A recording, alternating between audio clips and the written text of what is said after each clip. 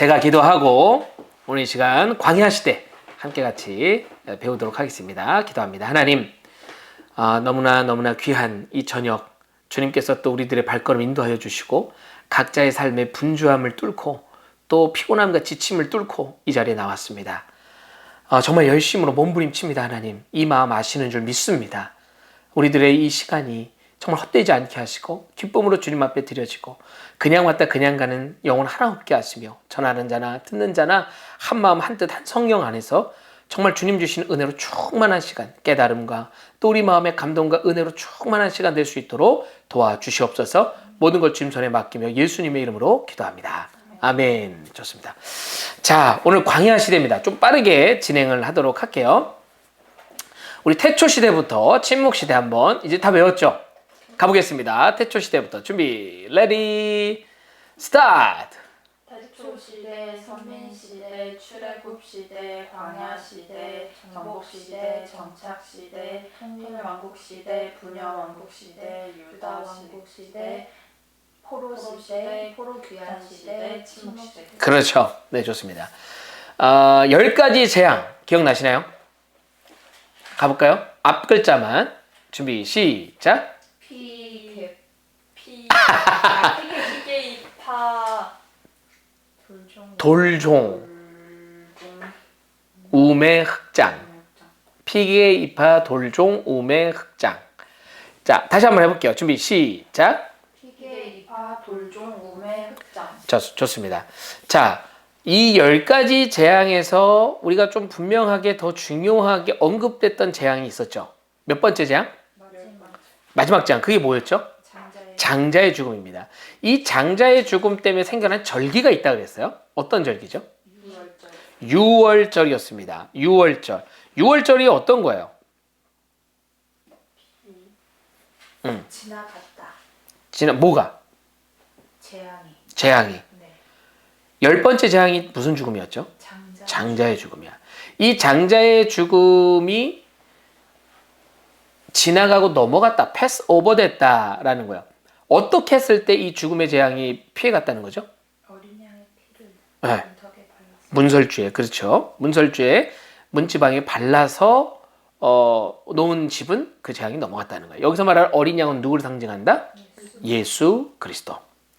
자, 그 다음에 이스라엘 백성들이 이제 출애굽을 했어요. 출애굽을 해서 시내산에 도착을 하죠.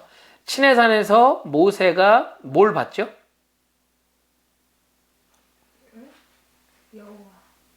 의 영광. 시내산에서 뭘 받았잖아. 십계명. 그렇지. 그걸 전체적으로 두 글자.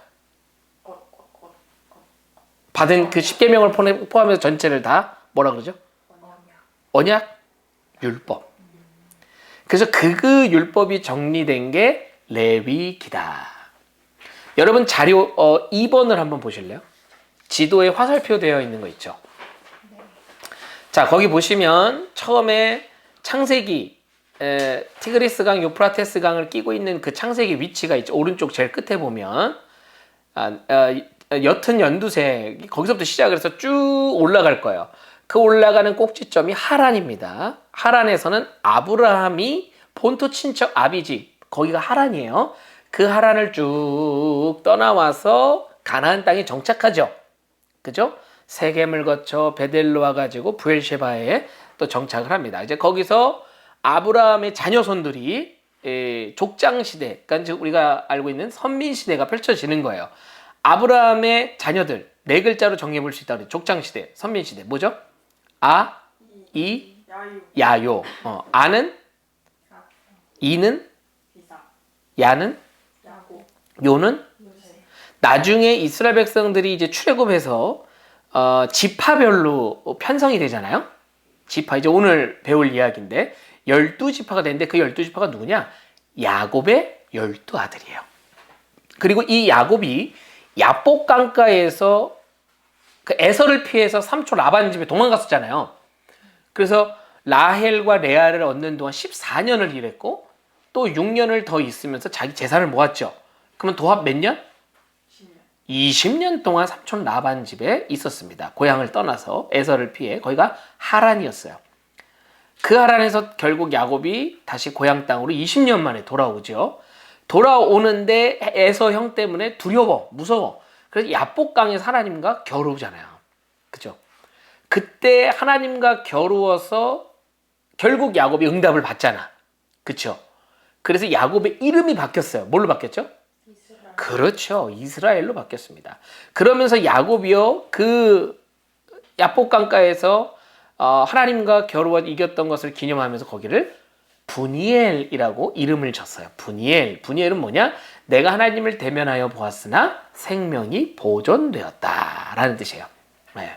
그러면서 이제 야곱이 고향으로 돌아왔고, 이제 그 야곱 이후 자녀들의 이야기가 펼쳐지죠. 12아들의 이야기가 펼쳐져요. 이때는 베냐민이 있었을까 없었을까?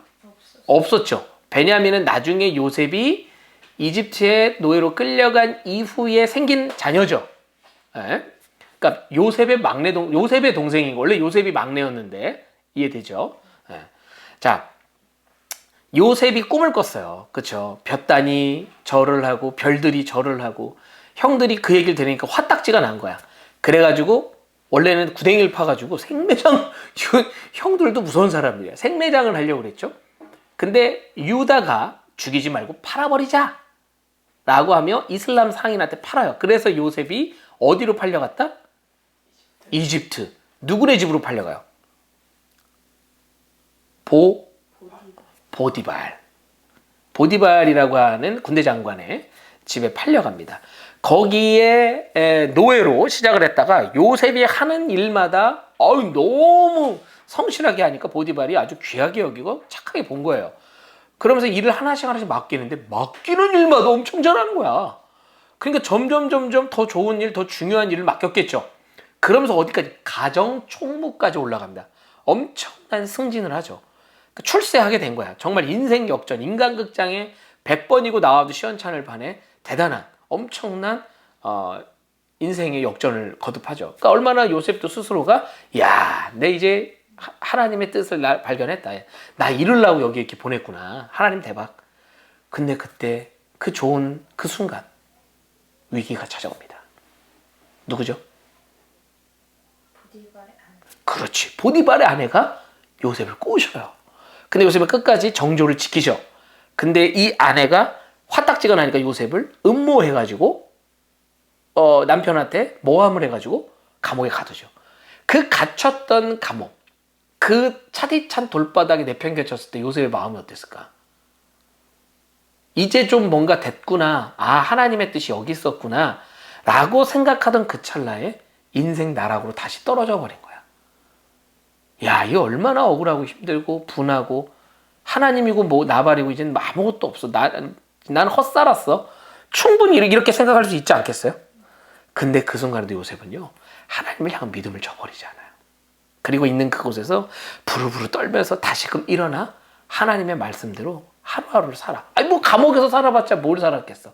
그냥 그 주어진 일을 열심히 해. 그러니까 간수장이가 요셉을 또 좋게 본 거야. 그래서 거기서 간수의 일을 좀 나눠서 하게끔 합니다. 그러다가 정치범, 그러니까 요셉이 갇혔던 그 감옥이 알고 보니까 정치범들이 갇히는 곳이었어. 본의 아니게 요셉은 그 감옥에서 정치 수업을 받게 돼요. 나라가 어떻게 돌아가고 있는지, 어떤 일이 있었는지를 배우게 되고 알게 되죠. 그러면서 알게 된 술 맡은 관원, 떡 굽는 관원이 있었어요. 술 맡은 관원은, 그러니까 떡 굽는 관원 다 뭐냐? 비서실장이라고 생각하면 돼. 오늘날 엄청난 권력을 가진 측근이에요. 근데 이제 둘 다 이제 어떤 음모 때문에 정치적인 모략 때문에 감옥에 들어왔던 거지. 그래서 요셉을 만났어. 근데 그들도 꿈을 꿔. 근데 떡 굽는 관원은 죽게 돼. 그리고 술 맡은 관원은 복직되는 거야. 그걸 해몽을 해줘. 실제 그렇게 된 거예요. 그리고 이제 술 맡은 관원이 복직될 때 요셉이 얘기하죠. 나를 잊지 마라. 나 좀 기억해달라고. 근데 이제 술 맡은 관원이 알았다고 하지만 복직되니까 얼마나 좋아. 또 지 삶을 열심히 살아. 그러다가 몇 년이 지났을까? 바로 왕이 꿈을 꿔. 마른 소가 살찐 소를 잡아먹는 꿈을 꾸는 거죠. 그게 뭡니까? 7년의 풍년과 이후에 7년의 기근이었어요. 근데 아무도 이거를 해몽을 못해. 그때 술 맡은 관원이 누가 생각이 났을까? 그때 요셉이 생각난 거야. 그래서 왕한테 추천하죠.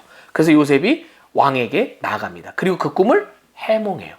여기서 말하는 해몽은 단순히 꿈만 해몽한 게 아니라 그래서 어떻게 할 거냐라고 하는 솔루션도 제시했다는 거야. 그러니까는 거기서 왕이 야 이거 비상하다. 오케이. 내가 왕인 것 빼고는 내가 너에게 모든 전권을 줄게. 한번 마음껏 해봐. 그러면서 총리가 됩니다. 진짜 실제 7년의 풍년이 있었죠. 지방자치를 이용해서 지방마다 곡식을 저장하게 해요. 그리고 7년의 기근이 왔을 때 그걸 대비해가지고 풀죠. 그러니까 주변국에서 많은 나라들이 왔을 거 아니야. 비싼 값에 되팝니다. 그러니까 엄청나게 많은 이익을 남겨요. 아유, 바로 왕이 엄지척 하는 거지. 그때 당연히 야곱이 있던 가나안 땅도 기근이 들었겠죠. 그때 형들을 보내요. 정말 영화도 이런 영화가 없을 거야. 13년 걸렸습니다. 요셉이 총리가 된 게. 13년 만에 조우를 한 거야. 형들이 얼마나 무섭겠냐. 근데 요셉이 뭐라고 고백해? 형들이 날 판 게 아니라 하나님이 날 미리 보낸 거라는 거지. 그러면서 야곱과 몇 명의 가족? 70명의 그의 가족들이 결국 이집트로 이주해 오게 돼. 야, 총리의 가족이니까 뭐 얼마나 극진한 대우를 받았겠어요? 그죠? 그래서 어느 땅에 거하게 됩니까? 고센 땅? 이 고센이라고 하는 땅은 유목민들에게 아주 좋은 터가 됐다는 거죠. 그렇게 쭉 가다가 이때가 이집트 12대 왕조예요. 쭉 가다가 힉소스 왕조까지 쭉 가다가 이후 18대 19대가 들어서면서 쿠데타가 일어나 정권이 바뀌었다 그랬죠. 그러면서 요셉을 모르는 왕이 등장을 하게 됩니다. 여기 모른다라고 하는 건 뭐냐? 반대편에 선 자들이 등극하게 된다. 18대 19대는 이집트 정통 왕조입니다.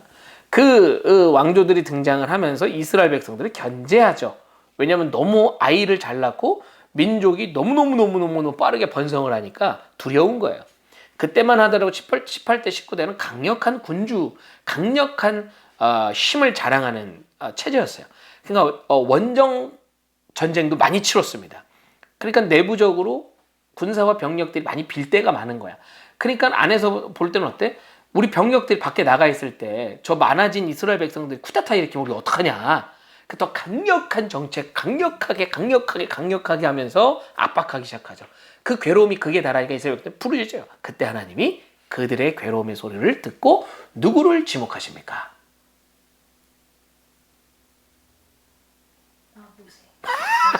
모세. 이거 빨리빨리 따라와야 돼요. 모세죠, 모세. 모세를 지목해요. 이제 그 모세가 지목되기까지 근데 그의 출생부터 여정이 있잖아. 그쵸? 그가 처음부터 어릴 때부터 왕자로 자랐던 게 아니었어요. 그쵸? 어떤 비하인드 스토리가 있었습니까? 히브리인의 3세 미만의 남자아이 다 죽여라. 왜 다 죽이라 그랬대? 너무 커져가지고 자기 나라를. 그렇지. 사실 엄청난 국가적 손실입니다. 노예들을 죽이는 거잖아요, 결국에. 걔네들이 그럼 다 노예 아니야. 3세 미만, 아니, 남자아이들은 되게 귀했다고. 왜냐면 걔네들을 잘 키워가 노예로 써야 되잖아요. 근데 그 인원들 다 죽여라? 사실 엄청난 손해이지만 그만큼 위협적이었다는 거지. 그렇게라도 대를 끊지 않으면 우리나라가 위험하다라는 이집트의 판단이 있었던 거죠. 아무튼 그렇게 죽이려고 하다 보니까 근데 그때 무렵에 태어난 게 또 모세였단 말이야. 그래서 요게벳, 모세의 엄마죠. 엄마가 갈대 상자를 엮어서 바구니를 만들고 역청을 발라요. 거기다 모세를 넣고 강에 띄우죠. 정말 살 확률 0.00001%. 미리암이라고 하는 그 모세의 그 누나가 끝까지 이렇게 보고 가죠. 그다가 그 바구니가 이집트 공주의 안뜰에 들어가잖아요. 그래서 그 공주가 모세를 건지죠. 그래서 이 모세 이름의 뜻은 뭐냐면 건지다라는 뜻이에요. 건짐을 받다, 건지다. 그래서 그 여인이 모세를 기릅니다. 근데 사실은 히브리인이고 그 지금 현재 아버지가 히브리인들 다 죽여라 라고 하는 명령이 내려진 상태인데 이 험악한 상황 속에서 어떻게 히브리인 그 아이를 기를 수 있었을까? 그 공주가 이제 불임이었어요. 자녀가 없었어요. 네. 그러다 보니까 뭔가 그들 안에 세력을 키워가기가 어려웠다고. 정치적인 이유도 있다는 거예요. 쉽게 얘기하면. 그러니까 아무래도 모세가 성장하는 배경 속에 치열함이 있었겠죠. 자기가 히브리인인 걸 그 누구보다 잘 알잖아.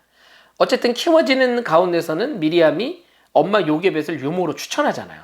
공주는 직접 다 안 길러. 뭐 우리나라 같은 경우도 그러잖아요. 연예인들 막 애들 막 몇 명씩 낳고도 막 연애 활동하잖아요. 어떻게 그럴 수 있겠어?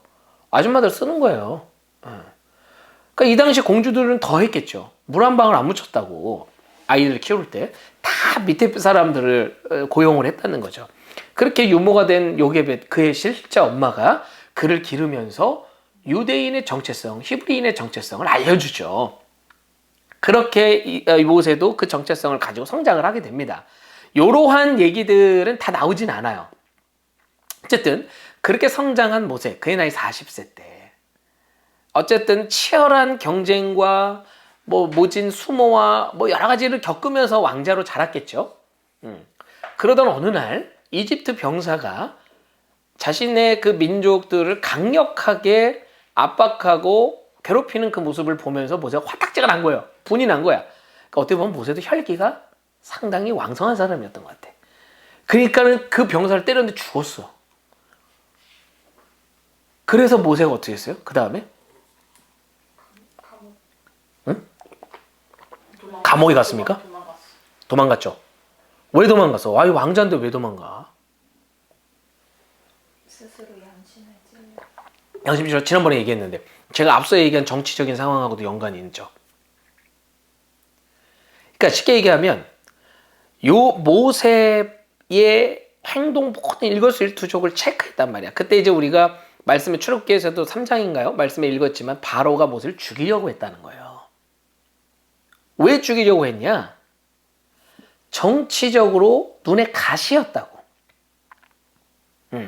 그러니까 모세의 측에 약점만 보여라, 내가 확 물어 뜯어버릴 테니, 이제 이런 정치적인 분위기들이 아주 강력하게 일어났던 상황이었던 거죠. 바로도 모세를 몰아내기 위해서 호시탐탐 노리고 있던 찰나에 병사를 죽였다. 이거 얼마나 좋은 먹잇감입니까? 그러니까 모세도 생명의 위협을 느낀 거예요. 물론 이제 그때 영적으로도 하나님의 때가 됐구나라고 느끼기도 했겠죠. 이런저런 이유로 모세는 도망 나오게 됩니다. 그렇게 해서 미디안 광야로 나오는데 몇 년 동안? 40년. 그러면 도합 그의 나이 총 몇 살 때 하나님이 부르셨다는 거예요? 80세 때. 시편 90편의 말씀에 보면 우리의 육신이 보통 70이요 강건하면 80이다 라고 하는 말씀이 있어요. 이거 시편은 이 말씀은요 모세가 쓴 시입니다. 모세의 시예요. 그때 얘기했죠. 그러니까 모세도 일반적으로 어떻게 생각하냐, 자기가 지금 거의 노년의 끝자락까지 왔다는 거야. 근데 하나님은 언제 불러요? 힘이 빠졌어. 그때 불러. 그때 왜 불렀냐? 힘이 빠졌을 때야. 그러니까 모세가 하나님 앞에 그 하나님의 떨기나무 가운데 현연히 임재하시잖아요. 그러는 가운데서도 하나님이 가라 라고 하는데도 모세가 뭐라 그래? 안 갑니다 라고 얘기해. 대단한 사람이야. 그지? 못 갑니다. 왜? 난 혀가 둔해요. 이거 말장난하는 거지. 야, 왕자 교육 받은 사람이 혀가 둔해? 웅변, 리더십 이거는 기본이에요. 그 말이 뭐야? 내가 이제 곧 늙어 죽게 됐습니다. 근데 무슨 저 바로의 왕에게 갑니까? 큰일 납니다. 갔다가 다 죽어요. 아유, 하나님이 저 바로 왕을 잘 모르시네 라고 거부하는 거야. 근데 아론을 붙여주시고 하나님이 증거를 보여주죠. 내가 어떤 존재냐? 그의 손길 안에다가 손을 넣었다 빼봐라. 문둥병이 걸린 거야. 다시 넣었다 빼봐. 났어. 내 손에 든 지팡이를 유목민이가 지팡이가 있었겠죠. 바닥에 던져라. 뱀이 됐어. 잡아라. 지팡이가 됐어. 나는 스스로 있는 자 그들에게 이스라엘 백성들 그렇게 얘기해라 하면서 아론을 붙여서 결국 들어가죠. 들어가서 이집트의 현장에 들어가서 모세가 바로 왕에게 하나님께서 당신의 백성들의 예배를 받길 원하신다. 가나안 땅에 들어가야 됩니다라고 얘기 안 하고 예배를 회복하고 예배를 받길 원하신다고 얘기합니다. 그러니까 풀어달라는 거예요. 그러니까 바로가 당연히 안 풀어줬겠죠. 왜냐면 장정만 60만이었으니까 우리 이따가 민수기 할 때 그 수 세는 거 나옵니다. 장정만 60만이니까 그 당시 유대인의 가족 개념으로 따지면 한 가족당 한 4인으로 따졌을 때 약 240만이라면 어마어마한 노동력이에요. 그거를 어떻게 그냥 주겠냐고 바로 마음도 난 이해가 돼. 안 줘. 끝까지 뻐기지. 10가지 재앙이 부어집니다. 근데 이 10가지 재앙이 의미하는 게 뭐였어요? 상징하는 게. 피게이파 돌종 우매 확장이 결국 뭐였어? 그건 이제 영적인 해석이고 상징적으로 그 10가지 재앙이 의미하는 게 뭐였어? 우주방식. 어떤? 애굽이 섬겼다. 그렇지. 이집트인들이 섬겼던 이방신이었어요. 우상이었다고. 그들이 주는 게 뭐냐? 결국 재앙이라는 메시지였어요. 그래서 돌아오라는 거야. 기회를 준 거지. 응? 왜냐면 바로가요. 앞에 9번의 펀치를 맞았으니까 10번째에서 넉다운 된 게 아니야. 9번까지는 강하게 다 거부했다고. 거기에 완악하게라고 하는 말이 있잖아. 그때 하은이가 질문했죠. 이 완악하게는 하나님이 조정해서 완악한 마음을 불어넣은 게 아니라 하나님이 그를 떠나 있었던 거예요. 하나님이 그와 함께하지 않았던 거지. 그러니까 하나님이 계시지 않는 마음은 내 인위, 내 마음이 앞설 수밖에 없어. 그러면 강팍해지는 거야. 이해되세요? 하나님은 일부러 죄인을 만드시지 않아. 아무런 난 잘못 안 했는데 하나님이 너는 죄인의 운명이야 이렇게 하시지 않는다 이 말이야. 그지? 그렇게 바로의 마음이 하나님을 떠나 있었던 터라 강팍했다고. 계속 거부해. 그러다 장자의 죽음 때 완전히 넉다운이 돼. 자녀 앞에서는요 누구든 다 약해지는 거야. 그러니까 가라, 다 가 얘기하는 거죠. 그러면서 이제 6월절 이 절기가 장자의 죽음으로 인해서 생겨났다라는 겁니다. 그러면서 이제 이스라엘 백성은 결국 감격에 출애굽을 하지요. 하면서 그들에게 눈앞에 떡하니 펼쳐진 게 이제 뭔가 새로운 새 출발, 희망과 소망이 쫙 앞에 펼쳐져야 되는데 망망대해 홍해가 뻥하니 나타나네. 야 이거 어떻게? 근데 그 아수라장이 된 그 현장 속의 모세는 하나님의 음성에 귀를 기울인다. 그때 하나님의 세미한 음성이 들려요. 내 손에 든 지팡이를 높이 들라. 그러니까 그 지팡이 끝에서 강한 동풍이 일어 홍해 바다를 갈랐다. 그리고 이스라엘 백성들이 쭉 이 홍해 바다가 그냥 이렇게 갈라진 게 아니라 약 2km 이상이 벌어진 거예요. 그래야 260만에 달하는 인원이 건널 수 있는 폭이 됐다. 어마어마한 대장관이었겠죠. 인류 최초의 아쿠아리움이야. 쫙. 근데 그들이 싹 다 건너고 나니까 뒤에 쫓아온 애국 군대가 쫓아왔죠. 그들은 다 물에 잠겨 수장되었다. 라는 거예요. 그리고 이스라엘 백성들이 비로소 출애굽에 성공을 하게 됩니다. 그렇게 쭉쭉쭉쭉 여정으로 가는 그 과정 속에서 신의 산을 향해 가는 거죠. 여러분 이번 자료를 보면 출애굽한 이후에 진한 녹색으로 화살표가 짧게 있죠. 그래서 이렇게 이빨처럼 뾰족하게 나와 있는 끄트머리 있잖아. 거기 뭐라고 돼 있어요? 신의 산, 레위기라고 돼 있죠. 그 신의 산에 도착합니다. 약 람셋에서 3개월 가량을 걸은 뒤였어요. 그렇게 신의 산에 도착해서 약 11개월 가량을 거기 머뭅니다. 머무는 동안 모세는 3번의 등반을 하죠. 그러면서 10계명을 받는 거예요. 율법을 받는 거예요. 성막의 설계도를 받는 거예요. 그리고 이제 그 성막 설계도가 완성이 되고 그 성막을 지어봅니다. 그리고 이제 그것이 완료가 되었을 때 비로소 출발하게 되는 이제 오늘 광야 시대가 펼쳐지는 이야기가 나오게 되는 거죠.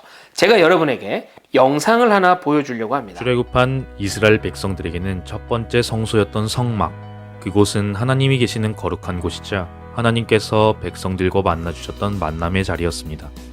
성막의 울타리에서부터 성막의 내부까지, 구조는 물론이고 재료 하나까지도 하나님의 손길이 거치지 않은 곳이 없는 성막. 이 성막은 구원은 그저 주어진 것이 아니며 예배가 얼마나 복된 자리인지를 깨닫게 해줍니다. 구약 성경에 나온 성막이 글로 표현되어 있기 때문에 이해를 돕기 위해 성막이 어떻게 생겼는지 그리고 그 구조는 어떻게 되어 있는지를 오늘 함께 알아가 보자 합니다. 하나님께서 광야 40년 동안의 가나안 땅을 향해 오시면서 하나님과 이스라엘 백성들이 만났던 그 성막은 사실 하나님께서 거룩이 뭔지 그리고 하나님께 나아가는 그 백성들의 마음은 어떤 거였는지 볼 수 있는 아주 중요한 매개체입니다. 이 성막은 예수님으로 인해서 모든 휘장이 갈라짐에 따라 예수님께서 보내주신 성령 시대를 살아가는 우리이지만 하나님께 나아가는 그 거룩한 마음을 배우기 위해서 우리는 성막을 볼 필요가 있습니다. 성막은 출애굽기 25장과 26장에 하나님께서 성막을 어떻게 만들지에 대해 그 재료까지 세세하게 가르쳐 주십니다. 그리고 이 모든 재료는 이스라엘 백성들로 하여금 기쁘게 내는 것을 받아서 지으라 명령하시죠. 단 하나뿐인 성소의 문이 있는 동쪽을 기준으로 번제단, 물두멍, 그리고 성막이 있는데 성막에 들어가게 되면 성소와 지성소가 있습니다. 동쪽인 성막의 입구로 들어와서 예물을 드리게 되는데 번제단을 기준으로 북쪽에서 예물을 드리는 사람이 가축을 잡습니다. 그렇게 해서 잡게 된 가축의 피를 가져다가 번제단 네 모퉁이에 있는 번제단의 뿔에 피를 묻히고 가축을 번제단 위에다가 올립니다. 그렇게 태우게 되면 그것은 화제로서 하나님 앞에 향기로운 냄새로 드려지는 것이죠. 번제단에서 조금 더 이동하게 되면 그 앞에 물두멍이 있습니다. 물두멍에서는 제사장들이 손이나 발을 씻도록 되어 있습니다. 이때 손이나 발을 씻지 않고 성막 안에 들어가게 되면 제사장은 반드시 죽게 됩니다. 성막 안에 있는 성소를 보면 그 바깥에는 해달 가죽으로 덮여져 있습니다. 그 안에 들어가게 되면 나오는 곳이 바로 성소입니다. 이 성소에는 제사장들만이 들어올 수 있습니다. 제사장들이 들어오면 입구인 동쪽을 기준으로 서쪽인 지성소 앞에는 분향단이 있습니다. 이 분향단에는 지정된 향을 섞어서 만든 것을 태움으로써 거룩한 향기를 냅니다. 성소에서 북쪽에 보이는 것이 바로 떡상입니다. 떡상은 하나님 앞에 떡을 차려서 놓는 것을 말하는데 12장의 진설병을 두 줄로 6장씩 쌓아 놓습니다. 그리고 성소의 남쪽에는 살구나무 꽃 모양을 한 등잔대가 있습니다. 이 성소 안에 더욱 거룩한 곳은 바로 지성소입니다. 지성소에는 대제사장만이 들어갈 수 있는데 1년에 딱 하루 있는 속죄일에만 들어갈 수 있습니다. 이 지성소 안에는 언약궤가 있습니다. 언약궤 위에 있는 것이 바로 속죄소인데 그룹이라고 하는 천사 2명이 서로 날개를 맞대고 언약궤를 덮고 있는 모습을 가집니다. 법궤 안에는 3가지 물건이 들어있습니다. 첫째는 시내산에서 모세가 하나님께로부터 받은 2 돌판이 있고 두 번째는 광야 40년간 하나님께서 먹여주신 만나, 그리고 세 번째는 아론의 쌍난 지팡이입니다. 이렇게 해서 보면 이스라엘 백성은 이 법궤를 40년 내내 그리고 가나안 땅에 들어와서까지도 하나님께서 주신 말씀을 기억하고 일용할 양식을 주신 하나님을 기억하면서 이 법궤를 늘 기도와 예배의 중심에 놓았던 것을 볼 수 있습니다. 하나님께 나아오는 그 마음을 배우기 위해서 우리는 구약 성경에 나오는 성막에 대해서 알아볼 필요가 있습니다. 성막에 대해 자세하게 묵상한다면 우리가 하나님께 어떤 마음으로 예배를 드려야 되는지 확실하게 알 수 있을 것입니다. 간단한 소개였어요. 이제 이런 구조로 이루어진 성막, 그죠? 여러분 지금 드린 자료에 보시면 그림으로도 지금 표현이 되어 있습니다. 그러니까 성막은 오늘날의 교회를 의미합니다. 그죠? 이 개념에 대해서 간단하게 설명을 하고 좀 넘어갔으면 하는데요. 하나님이 이 세상을 창조하셨어. 그쵸? 왜 하셨대요? 하나님 나라를 그렇죠. 그게 지금 우리가 이 성경 공부를 할 때 끼고 있는 안경이에요. 우린 그걸 관점이라고 합니다. 그죠? 성경은 다각도로 여러 가지 의미로 해석할 수 있는 거예요. 네. 왜 하나님이 이 모든 걸 시작하셨느냐? 그리고 마지막 계시록 이 세상의 마지막은 어떻게 끝나느냐? 시작과 끝이 하나님의 나라더라 라고 하는 거죠. 이 지붕 아래 성경의 이야기가 펼쳐지고 심지어 오늘 우리가 살아가는 지금 이 생활도 이 성경의 한 페이지 속에 우리 살아가고 있다는 겁니다. 이해되세요? 우리가 성경을 공부를 하는 관점이자 우리들이 삶을 살아가는 크리스찬으로서 분명한 가치관이에요. 정체성이죠. 하나님의 나라 그리고 그 나라의 백성으로 살아가는 게 우리들의 신분이고 정체성이라는 거예요. 네. 하나님의 나라를 하나님은 만드신 거예요. 그렇죠? 왜? 우리를 사랑하시니까 그 사랑의 마음을 담아 만드셨다 이 말이야. 근데 창세기 3장에 어떤 사건이 벌어져요? 창세기 3장. 그렇죠. 그거는 결국 하나님 앞에 어떤 죄를 저지른 거죠? 불순종이에요. 불순종. 불순종이라고 하는 죄를 저지름으로써 하나님과 우리가 멀어지게 됐다 이 말이야. 그러니까 하나님의 나라를 만드셨는데 나라에는 3가지 요소가 있다 그랬어. 영희라 뭐죠? 주권, 응. 민족 어? 성막 어떻게 이거 편집해야겠다. 성막이요? 아이고. 자, 국민 주권 영토 주권 영토죠. 네. 성막은 이제 전체적인 개념이고 너무 나갔다. 국민 주권 영토예요. 국민은 나죠. 영토는 우리가 거하는 땅 아니겠습니까? 그 창조 때는 에덴 동산이었어. 상징적인 의미가. 그리고 국민은 아담과 하와였죠. 자, 그럼 거기에 이제 뭐가 한 가지 중요하냐? 선악과가 바로 주권이었던 거예요. 하나님이 명령할 수 있다라는 거지. 그러니 내 명령을 너는 지켜야 돼. 순종해야 돼 라고 하는 건 주권이 아담과 하와에게 있다는 얘기야? 나에게, 하나님께 있다는 얘기야? 하나님께 있다는 얘기. 그걸 상징하고 그걸 알게 하기 위해서 하나님이 일부러 선악과라고 하는 걸 지목하셔 이야기를 하신, 기준을 정하신 거예요. 하나님의 기준을 정하신 거예요.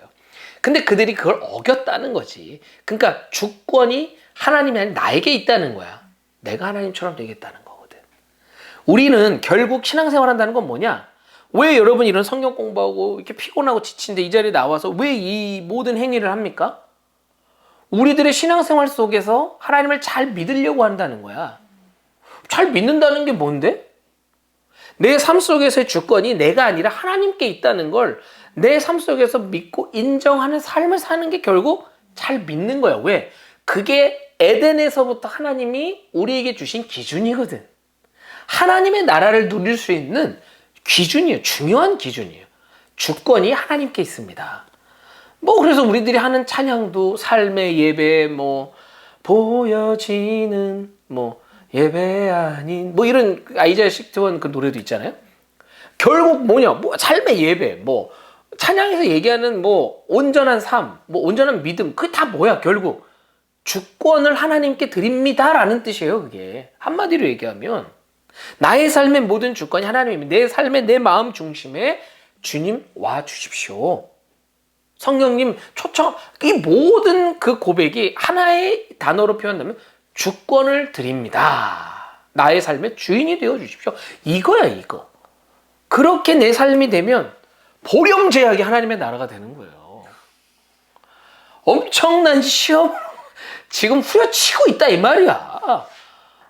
들어가서 제대로 뭔가 시작하기 전에 질려버리게 만드는, 그리고 행복은 성적순이라는 전 근대적인 이 사고방식. 그러나 그곳에서도 또 하은이를 통해 주님의 은혜가 강같이 흘러갈 줄로 믿습니다. 하나님의 나라를 이루어가는, 나를 압박하고 나를 푸싱하는 저 상사, 정말 꿈에도 막 나와가지고 내가 좁혀는 꿈을 꿀 정도로 스트레스를 받는 어떤 그런 부분에서도 그를 향해 사랑의 마음을 가지고 하은이가 놀랍게 또 그 제약회사 안에서 놀라운 꿈을 꿔가게 하실 줄로 믿어요. 또 우리 영현이 숙대머리가 아니라 미안합니다. 너무 무리수네. 미안합니다. 숙명여대에 그 대학원 음악 그 관련된 학과에 하나님 나라를 이루어내는 놀라운 통로가 되는 거예요. 그리고 또 우리 영현이가 또 우리 어르신들을 향해 가서 음악 치료를 좀 하고 있잖아요. 그 어르신들 참 우리 그런 얘기를 해요. 나이가 들면 다시 아이가 된대. 그런 거 느끼죠? 어르신들 막 어른 할머니 할아버지들 이렇게 뵈면 아기 같아. 잘 삐지고 토라지고 막 또 영현이가 또 음악 치료하는 분들은 또 좀 육체적으로 좀 어려움이 있는 또 분들이잖아요. 그러니까 참 여러 가지로 참 의미가 있고 귀한 사역입니다. 난 또 사역이라고 생각해요. 하은이도 직장 안에서의 사역이고 우리가 그 마인드로 가는 하나님 나라의 백성으로 내가 있는 그곳이 하나님의 나라가 이루어지는 거야. 그러려면 그 주기도문의 고백이잖아. 하늘의 뜻이 이 땅 가운데 이루어지옵소서. 지기를 원합니다. 예수님께서 하셨던 기도. 그게 그거예요. 하나님의 나라예요. 곳곳에서 하나님의 나라가 등장을 하죠. 아주 중요한 메시지다. 결국 이 에덴이 무너졌지만 하나님은 그 에덴을 회복하신다. 그러면서 창세기 4장 가인과 아벨 이야기를 통해 예배의 회복을 얘기하시잖아요. 그렇죠? 그러면서 쭉쭉쭉쭉 나오다가 아브라함을 통해서 구체적인 민족을 계획하시죠. 하나님의 나라, 하나님의 백성들을 구성하세요. 그러면서 그들 안에 구성되어지고 나라로서 발현이 되는 이 과정, 그게 지금 우리가 보고 있는 출애굽 이야기잖아요. 그죠? 그러면서 하나님께서 그들에게 교회, 에덴의 모형을 주셨어. 그게 뭐냐? 그게 성막이라는 겁니다. 우리가 이 영상에서 봤어요. 이 영상에서도 여러 가지 구조가 있죠. 여러분 자료에 보시면 성막 전체도 해가지고 나와 있어요. 쭉 있고 뭐 번제단이 있고 물두멍이 있고 회막, 성소, 지성소가 있잖아요. 결국 여기는 하나님께 나아가는 과정을 의미하는 거예요. 결국 이 성막 안에 하나님의 임재가 있다는 거죠. 그치? 근데 이런 하나님의 임재가 있는 성막이 점점 이제 구약의 역사 속에서 회당이 되는 거예요. 회당. 네. 나중에 이제 우리가 그 부분을 배우게 되면 등장하는 공동체죠. 그 회당이 신약에 가서 신약까지도 그 회당이 이어지죠. 그래서 예수님이 그런 회당에서 말씀을 가르쳤잖아요. 여러분 혹시 기억납니까? 예수님이 어린 시절에 예루살렘의 절기를 지키기 위해서 왔어. 부모님하고 요셉하고 마리아하고 예수님 어릴 때, 소년일 때 왔는데 예수님 사라진 거야. 어디 갔지 하다가 나중에 찾았는데 어디 있었는지 알아요? 성전에서 학사들하고 토론을 하고 계신 거야. 그러니까 이제 마리아가 너 예수 어디 갔었어? 엄마가 한참 찾았잖아. 그때 예수님 뭐라 했는 줄 알아요? 엄마, 하나님의 사람이 하나님의 성전에 거해야 된다는 거 모르십니까? 뭐 이제 그때부터 싹이 보이기 시작하는 거죠. 그러니까 회당에서 어린 시절부터 예수님은 말씀을 가르치셨고 또 이후에 공생애 3년의 공생애 동안 많은 무리들과 함께 돌아다니시면서 곳곳에서 말씀도 전했지만 회당에서도 집중적으로 가르치셨단 말이에요. 그렇게 회당, 그리고 예수님이 돌아가시고 그 이후에 사도들과 함께 생겨난 개념이 뭐냐? 그게 이제 오늘날 교회, 초대 교회가 등장하게 되는 거예요. 이렇게 하나님의 나라의 모형이 에덴에서 성막을 거쳐 회당, 교회라고 하는 이 개념을 오늘까지 오게 되는 것이죠. 이해되십니까? 이 모든 하나님의 모형, 나라의 모형에 한 가지 중요한 전제 조건이 있어요. 이거 너무너무 중요한 거야. 그게 뭐냐? 하나님의 임재입니다. 무슨 소리냐? 부평소망교회가 왜 교회입니까? 그렇지. 건축학적으로 보면 이건 그냥 대리석이에요. 콘크리트 건물이잖아. 그렇잖아. 근데 우리가 여기를 왜 교회라고 얘기하냐고. 왜 여길 거룩한 곳이라고 하지? 예배 드리는 곳이라. 그 예배를 통해서 어떤 일이 일어나길래?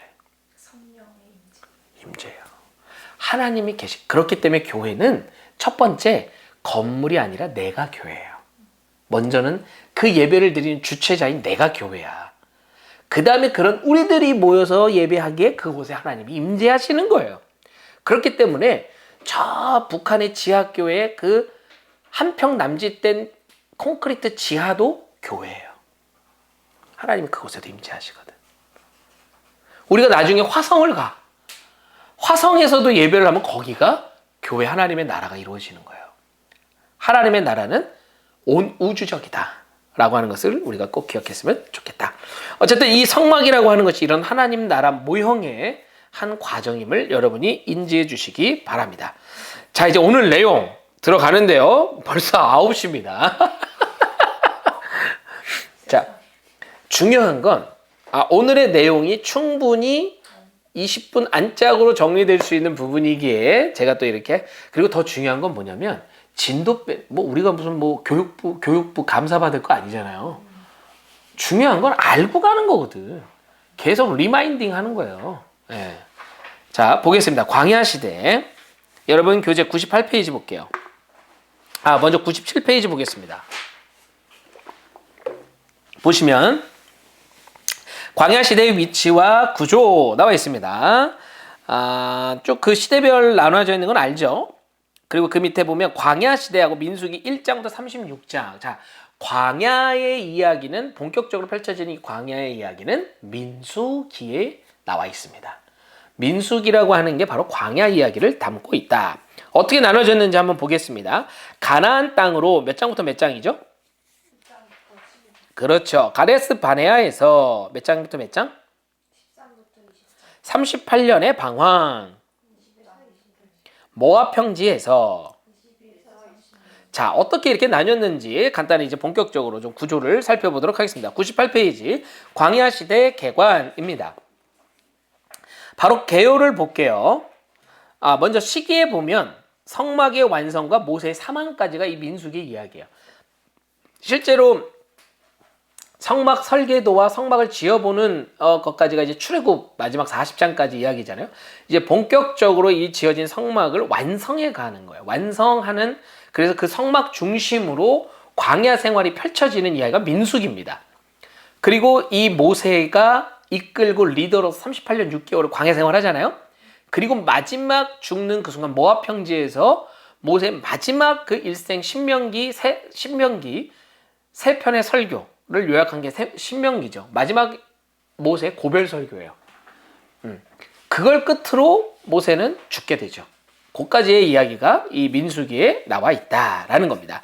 자, 교훈 볼게요. 내용과 교훈. 명칭 한번 볼게요. 명칭에 위에서 세 번째 줄 헬라어 제목은 나와 있나요? 찾았나요? 네, 밑줄 긋습니다. 헬라어 제목은 숫자들이라는 의미로 아리트모이인데 이는 모세가 2번에 걸쳐 이스라엘 족속의 인구수를 조사한 데서 온 것이다. 그러므로 민수기는 인구조사의 기록이다. 네. 가나안 광야 생활을 하기 전과 하고 난 이후 가나안 정복 이전의 인구조사를 해요. 그러니까 시작과 끝을 인구조사를 한다라는 거예요. 그 이야기다. 그러니까 광야 이야기다 한마디로. 자, 내용과 교훈입니다. 밑줄 긋습니다. 위에서 두 번째 줄 이스라엘 백성의 모습과 2차례에 걸친 인구조사 그리고 율법 등이 기록되어 있다. 백성을 향한 하나님의 단호하심, 이것이 민수기 광야 시대의 특징이다. 자, 넘어갑니다. 99페이지 계속해서 밑줄 한번 긋게요. 위에 보시면 가나안 땅을 정탐한 후 불시장으로 하나님을 거역한다. 이러한 불순종에 대한 하나님의 징벌은 단호하여 여호수아와 갈렙을 제외한 20세 이상의 모든 사람이 광야에서 죽고 모세마저도 무리바 물 사건으로 가나안 땅에 들어가지 못한다. 계속 밑줄 긋습니다. 민수기는 불순종에 대한 하나님의 단호하심과 불순종의 비극적인 결과를 보여주며 선민으로 살아가야 할 신앙의 자세와 생활을 백성들에게 교훈한다. 이게 이제 민수기의 전체적인 내용이다. 자, 민수기로 살펴보는 광야시대 하나님의 섭리입니다. 밑줄 긋습니다. 땅에 대한 언약을 취소하지 않으시고, 자, 하나님이 땅 허락하셨죠? 이거 누구한테 하신 약속이에요? 그렇지. 아브라함이 하셨던 약속 3가지 뭐죠? 그죠? 땅 후손 복. 그렇죠. 그 중에 이 땅에 대한 하나님의 언약을 지켜가시는 거야. 이스라엘 백성들이 이 민수기에 등장하는 내용을 보면요. 민수기에 별명이 있어요. 뭔지 아세요? 불평기예요. 불평 더럽게 많이 해. 정말. 근데 사실은 또 생각해보면 불평 나올 만한 조건이야. 광야에서 맨날 만나만 먹고 38년 6개월 산다고 생각해봐. 화딱지가 나 안 나? 질려 안 질려? A급 한우만 한 달 먹어도 질리고 힘든데, 나도 고기 엄청 좋아하거든요. 그런데도 질린데 만나를 먹고 그러니까 뭐 하나 제대로 보장된 게 아무것도 없다고. 하나님께서 출애굽 시켜놨는데 그 이스라엘 백성들의 마음속에는 어떤 마음? 아니 도대체 이게 뭐 하는 짓이야? 데리고 나와놓고서 이게 허벌판을 그냥 요즘 보니까 그 이스라엘 오십시오라고 해가지고 알아요? 네, 조혜련하고 그 박미선 그 둘 다 권사님이에요. 조혜련 집사님인가? 하여튼 그 둘이 광야를 쭉 투어하는 게 있더라고. 보니까 아주 잘 해놨어요. 그 내용도 한번 보면은 도움이 될 거야. 거기에 이제 광야를 투어를 해. 근데 그게 이제 이스라엘 백성들이 건넜던 광야는 아니고 예루살렘에 있는, 그러니까 이스라엘 땅에 있는 광야예요. 그러니까 이제 가데스 바네아와 그 모압 평지 쪽의 그 광야는 아니고, 근데 비슷한 지형과 조건이야. 야, 잠깐 나오는데 딱 봐도 숨 막히더라. 약간 협곡 형태로 돼 있어. 협곡. 다 돌산이에요. 돌산. 아무것도 없어. 그냥 보면 베이지색이야. 이렇게 다. 흙과 돌밖에 없으니까 쫙 펼쳐져 있어요. 그러면 저기 어기 코너쯤 가면 누가 도사리고 있는지 아무도 몰라. 이야, 밤엔 진짜 무서울 것 같더라고. 그러니까 그런 곳곳에 텐트를 치고 38년 6개월 살았다고 쳐봐. 이야, 이건 보통 일이 아닙니다. 이건 진짜 보통 일이 아니에요. 거기서 또 태어난 세대들이 있다고.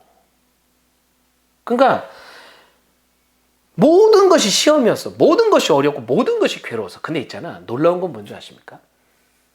그렇게 힘들고 어려운데 거기서 하나님의 임재가 가장 강력했어요. 만나는 상식으로 얻을 수 있는 게 아니야. 하늘에서 내렸다니까요. 날마다 그걸 먹었다고. 그건 날마다 그들은 하나님의 기적을 보고 산 거야. 구름 기둥과 불 기둥, 이 모든 것들이, 불뱀 사건 우리가 쭉 이야기에 나오지만, 그리고 쓴 물이 마라의 쓴 물이 단물로 바뀌는 사건, 반석을 쳐서 물을 내는 사건. 여기서 반석을 쳐서 물을 냈다고 하는 거는 단순히 그냥 통 쳤을 때 쫄쫄쫄 나오는 물이 아니야. 200만 이상의 어마어마한 사람들이 먹어야 될 물이기 때문에 거의 강처럼 폭포수처럼 터져 나오는 거예요. 엄청난 장관이었겠지. 이런 기적들을 보며 살았다고. 괴롭고 힘든 고난의 길이었지만 하나님의 기적 속에 살아갔던 세대였다. 네. 내가 그 50쇼를 이렇게 봤는데, 참 잘 만들었다는 생각이 들어요. 한번 여러분도 기회가 되면 한번 보면 좋을 것 같아요. 그리고 난 나중에 꼭 성지순례 가보고 싶어. 진짜. 정말 그 현장에 가서, 나 아는 목사님 중에 김진산 목사님이라고 계세요. 이분은 이제 히브리 대학에서 오랫동안 20년 이상 계셨고, 유대인들 랍비하고 생활을 같이 하셨던 분이기 때문에 엄청난, 지금도 이스라엘과 한국을 오가시면서 그런 연계 사업들을 하시고 또 사역을 하시는 분이에요. 유명한 분이에요, 그쪽으로. 근데 이분이 그런 얘기 하더라. 자기가 이제 이스라엘에 있을 때 마음이 힘들고 어려울 때마다 예수님이 올라가신 그 골고다를 그대로 올라간대요. 그분한테 옆 동네니까. 가버나움, 베들렘, 어디든 가는 거야. 그러면서 예수님이 거기에 이제 쓰러지셨던 지점마다 이렇게 표시를 해놓은 게 있다 그러더라고.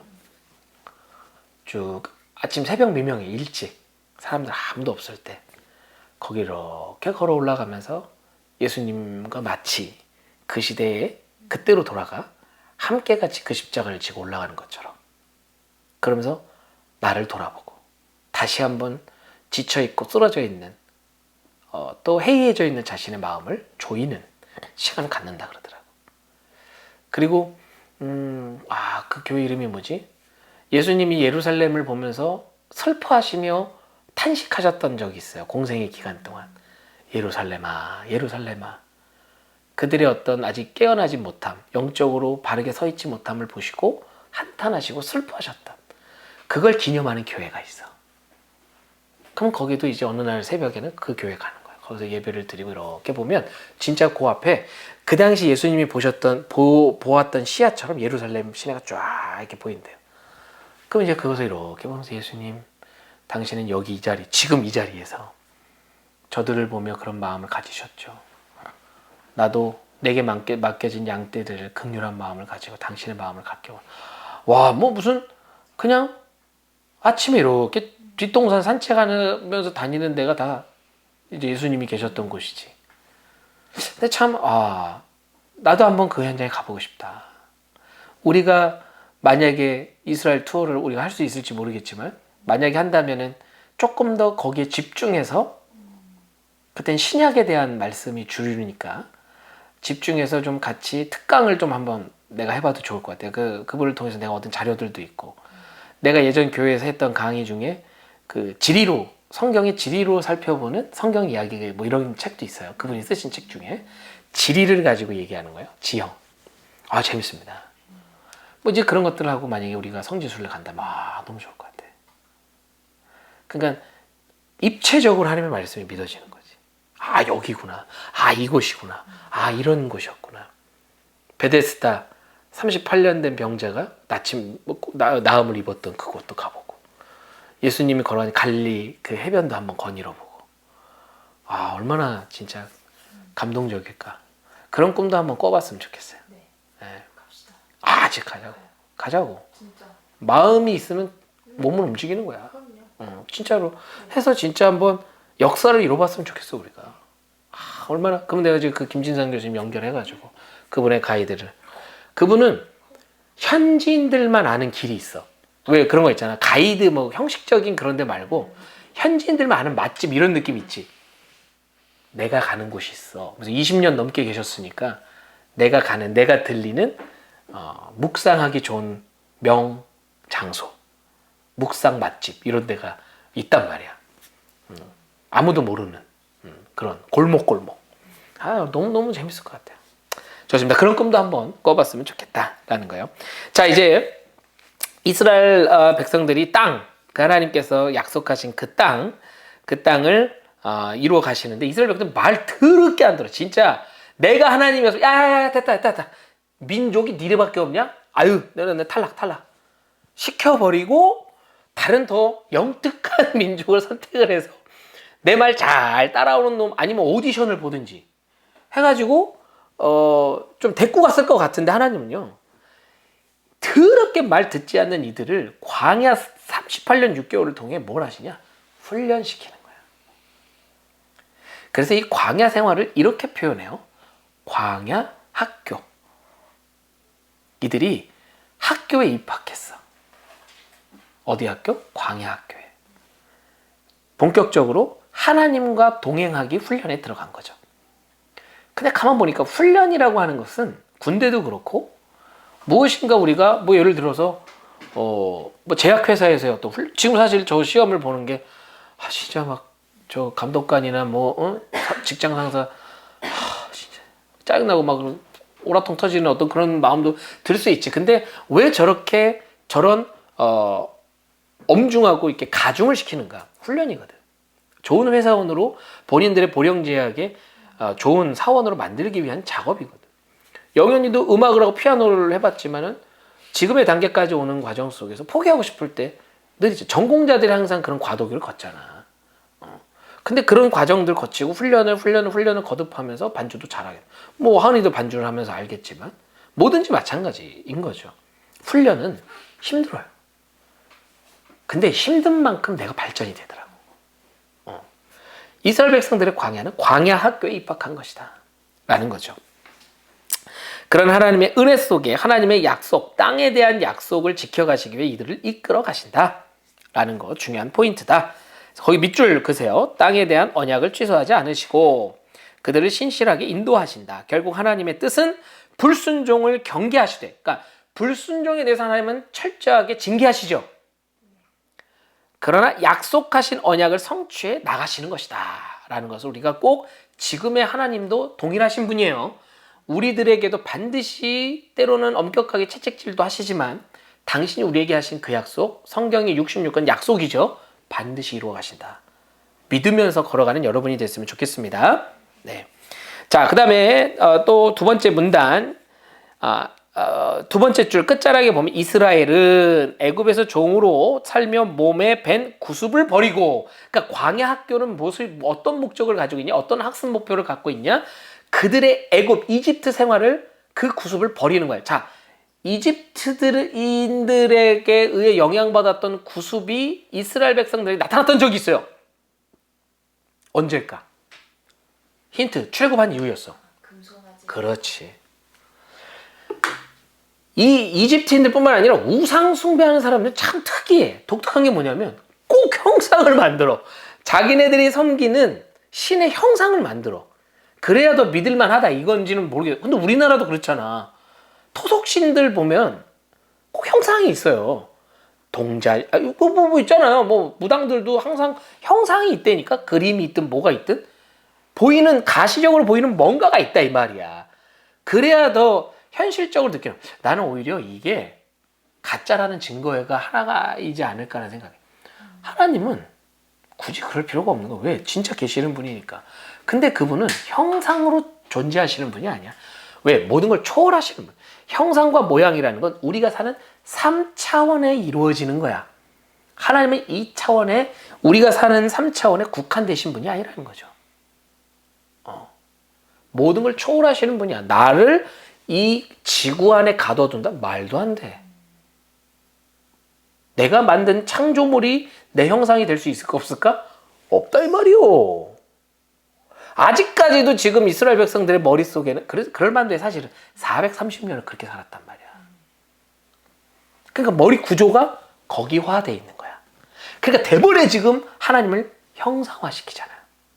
이런 구습을 잘라버리고 하나님과의 동행하는 새 삶으로 살아가야 했기 때문에 많은 시행착오를 겪게 되는 거야. 그래서 사실 어떻게 보면 불평기라고도 할 수 있을 만큼 그들이 불평하기도 하지만 하나님이 그들에게 떼지 공뒤팡팡도 하고 때로는 달래주기도 하고 그러면서 이스라엘 백성을 훈련시켜 갔다. 자, 구조입니다. 총 36장으로 되어 있고 신의 광야에서 1차 인구조사 및 가나안 땅으로의 여정이 시작되는 게 1장부터 12장에 나와 있고 가데스 바네아에서 생긴 일 13장 19장 38년간 광야에서 방랑 20장에서 21장 모압 평지에서 일어난 일과 2차 인구조사 22장에 36장으로 구성되어 있다. 이제 본격적인 장수에 대한 정리를 할 때는 세부적인 건 좀 스킵하도록 하겠습니다. 전체 굵직한 내용만 정리하고 넘어갈게요. 자, 1번 가나안 땅으로. 자, 이거는 몇 장부터 몇 장까지? 12장. 그렇죠. 12장까지.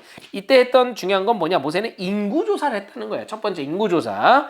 6월절 절기를 지킨 후 가나안 땅으로 출발한다. 가데스 바네아, 밑줄 그세요. 가데스 바네아로 가는 도중에 70인의 장로가 세워지고 이제 뭔가 조직을 만들어가기 시작했다는 거죠. 아론과 미리암이 모세를 비방하는 사건이 벌어집니다. 그로 인해서 미리암이 뭐가 생겼어요? 나병이 발병해요. 자, 이런 사건이 있었다는 거로만 체크하시면 되겠어요. 자, 100페이지 시내산에서 출발 1장부터 10장 그 안에 인구조사, 진 배치. 이 진 배치는 이따 102페이지의 내용을 가지고 우리가 좀 구체적으로 좀 살펴보려고 합니다. 그리고 3장, 4장은 레위인의 직무와 계수 이제 이런 내용들이 나오고 5장 성결의 규례, 나시린의 규례, 봉헌 예물, 레위인의 구별, 유월절을 지킨 민족의 이동. 즉 그들이 제정한 율법과 규칙과 조직이 완성되는 과정이었다. 이렇게 생각하시면 돼. 이해되세요? 자, 그 다음에 어디로 이동하냐? 2번 가데스 바네아로 가는 노정. 몇 장부터 몇 장? 11부터 12. 자, 가데스 바네아는 어디냐? 여러분이 가지고 있는 2번 자료에 보시면 뾰족한 거 있죠? 뾰족한 거기 화살표에서 지금 다음 광야로 나가는 그 파란색 같은 화살표 있죠? 거기 화살표 시작하는 지점 보세요. 그렇지. 거기서 조금만 살짝 올라가 봐. 조금만 더. 거기가 가데스 바네아예요. 그 근방에서 어떤 일이 일어나냐면 12 정탐꾼을 가나안 땅으로 보내요. 자, 한번 보겠습니다. 그러니까 생각해보면 가나안 땅이 그렇게 가깝다니까? 그렇잖아. 12 정탐꾼이 왔다 갔다 올 만큼 가까운 곳이에요. 근데 지금 우리가 그 화살표 보면 어찌야? 겁나게 뺑뺑뺑뺑뺑뺑뺑. 네, 하나님이 돌리신 거예요. 왜? 광야 학교 입학시켜가지고 이놈들 이집트의 옛 구습들을 싹 다 잘라내서 하나님의 백성화 시키기 위해서. 네, 좋습니다. 자, 넘어가 볼게요. 자, 그 다음에 나오는 이제 인구조사에 대한 이야기가 나오죠. 자, 인구조사를 했다. 총 몇 번 했다고? 2번 했다는 거야. 자, 중요합니다. 인구조사의 목적, 필기할 수 있으면 필기하세요. 인구조사의 목적 첫 번째. 자, 생존의 목적이 있습니다. 생존의 목적. 인구를 파악을 해야 전체적으로 무엇이 얼마만큼 필요한지를 파악할 수 있겠죠. 체크할 수도 있을 것이고요. 두 번째는 뭐냐? 순종과 의무입니다. 인구를 조사함으로써 하나님께서 어떻게 이스라엘 백성들을 지도하시고 또 이끌어 가시는지, 그렇잖아요? 인구 조사된 그 인원들 지파별로 인원을 계수하고 나눠서 하나님이 여러 가지 조직을 만드시고 명령하시는 것들이 있었잖아요. 그러니까 그렇게 하나님 말씀에 순종하는 거, 그리고 하나님이 명령하신 율법, 레위기 이게 아주 중요한 지표죠. 이스라엘 백성들에게 이제는 기준이 생긴 거예요. 어떻게 살아가는 게 하나님의 백성으로 살아가는 건지 알게 됐다 이 말이야. 광야에서도 우리가 어떻게 생활해야 될지 하나님이 그 율법을 통해서 알게 하셨다 이 말이야. 그거를 지켜야 될 뭐가 있냐? 의무가 있는 것이다. 인구조사에는 이런 것들이 포함되어 있다. 마지막 세 번째, 하나님의 역사적 주권을 의미하는 거예요. 인구조사는. 자, 이게 무슨 소리냐? 아브라함 때 약속하신 지금 그 약속이 이루어져 가고 있잖아요. 내가 너로 큰 민족을 이루어 갈 것이다. 지금 아브라함 때부터 쭉쭉쭉쭉쭉쭉쭉 사건 모세까지 쭉 와서 출애굽까지 와서 지금 광야에 보니까 인구를 세어보니까 몇만 정도 된다고? 240만의 중다에 섞인 잡초까지 포함해서 약 260만 어간이 됐다 이 말이야. 이야, 어마어마하게 성장을 해서 진짜 민족으로 발현이 됐어. 하나님이 아브라함한테 하셨던 그 약속이 이루어져 가네. 하나님이 이 모든 역사의 주권자이시구나 라고 하는 것을 깨닫게 하시기 위함이었다라는 겁니다. 또 하나 그 하나님이 역사적 주권을 갖고 계신다라고 하는 게 수치로도 우리는 볼 수 있는데, 여러분 그 도표 보세요. 101페이지. 거기에 보면 지파별로 쭉 나오죠. 이 지파가 이제 야곱의 12아들이에요. 야곱의 아들들을 의미하는데 거기에 시므온을 보세요. 시므온. 이 시므온은 1차 군대를 개수했을 때 이제 20세 이상의 남자를 의미하는 거예요. 20세 이상의 남자를 개수했을 때 시므온은 몇 명이었어요? 59,300이었죠. 그리고 2차 이제 거의 가나안 이제 모압 평지 어간에 도착했을 무렵에 마지막 두 번째 인구 조사했을 때 몇 명이었어요? 늘었어, 줄었어? 야곱 때요. 시므온과 레위가 잘못함으로 저주를 받아요. 민족에 대한 저주를 받습니다. 그의 지파에 대한, 그의 후손에 대한 저주를 받아요. 창세기 49장에 나오는데 그게 이루어진 거예요. 그의 지파 인원이 줄었어요. 그러니까 하나님은 하셨던 약속 반드시 이어가시는 분이다. 자, 근데 유다를 보십시오. 유다는 1차 군대 개수 때 얼마였어요? 74,600이죠. 그리고 2차 때는 몇 명이 늘었습니다. 몇 명이 늘었어요? 1,900명 정도가 늘었어요. 이 유다는요, 야곱이 축복을 해요. 그리고 유다가 요셉을 살리자 그러잖아. 네. 그리고 이 유다 가문에서 누가 태어나요? 먼저는 구약에서 유다의 혈통에서 우리가 중요한 인물, 너무나 잘 아는 왕정시대 때 나왔던 다윗. 아브라함부터 다윗까지가 14대예요. 14대. 그리고 다윗부터 예수님까지가 14대예요. 14로 끊어집니다. 그러니까 이 유다 가문에서 예수님이 태어나시는 거죠. 그의 인원은 늘었어요. 광야에서 는다는 거 이거 보통 일 아닙니다. 엄청난 거예요. 그러니까 하나님이 한마디로 이건 뭘 의미하냐면 약속을 지켜가신다라고 하는 것을 의미한다. 이 정도만 체크하고 넘어가시면 돼요. 자, 102페이지 보겠습니다. 아까 우리 진영에 대한 이야기를 나눴잖아요. 이스라엘의 진영 편성, 이제 2장에 나오는 이야기인데 한번 보세요. 이제 성막을 중심으로 그들이 진영이 펼쳐집니다. 쉽게 얘기해서 총 12지파니까 동서남북으로 세 지파씩 놓여져 있어요. 제일 위에는 세 지파가 뭐죠? 자, 오른쪽에는, 밑에는, 왼쪽에는, 그렇죠. 자, 그 다음에 성막을 기준으로 오른쪽 안에 그 십자가 모형이 있는데 오른쪽은 누구죠?